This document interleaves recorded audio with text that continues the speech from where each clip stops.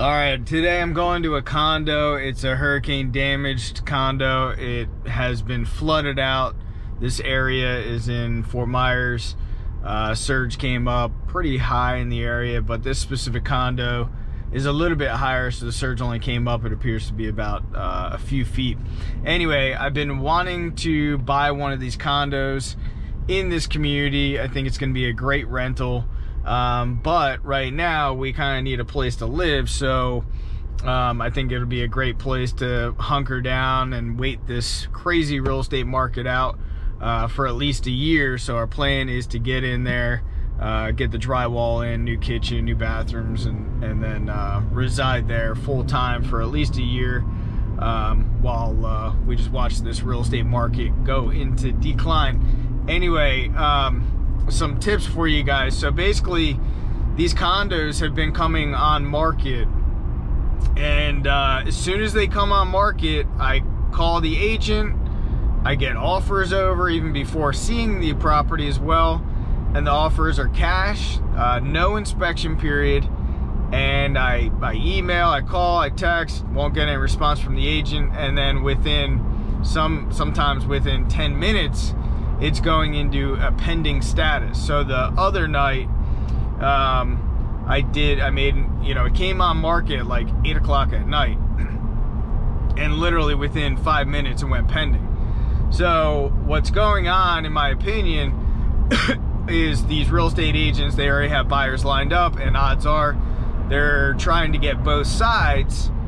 And unfortunately, that doesn't really help a seller out, because if you have a buyer and investor lined up and you're working on behalf of the seller, but you're trying to get the buy side as well, because you're going to get both sides of the commission, you're not really helping the seller by not going to open market and putting it out on market for a timely amount of time. So like when we used to list short sales, for example, we would competitively price them, and again, the bank would have to approve the short sale as well, but we would put them out on market for a certain period of time and basically would say, you know, best offer by so-and-so time. This way it allowed other people to come in, primary home users to come in, investors to come in, make offers, and then we would sit down with the owner and really go through all the offers and see which one made sense. Even if it wasn't a short sale, if it was just a more motivated seller wanted to price the property aggressively, we would do that no matter what, because it would normally drive the price up, and the seller would walk away with more money in their pocket, which is what you should be doing as a real estate agent, not trying to find the buyer to get both sides of the commission. Instead of 3%, try to get 6%. It's just not cool. So I was getting pissed off, and we ended up mailing a letter to this community, and so far we've gotten 2 responses, one of which I'm gonna go meet with the owner right now, and the other one I'm waiting to hear back from them about gaining access, and we might even try to buy both of them. And this one I'm gonna bring you guys through, show you guys, assuming he allows me to videotape in there, which I'm sure it's gonna be fine, because I just want to have videotape anyway so I can figure out floor plan, etc., because we'll probably change the floor plan around a little bit as well to create a 3rd bedroom in this place.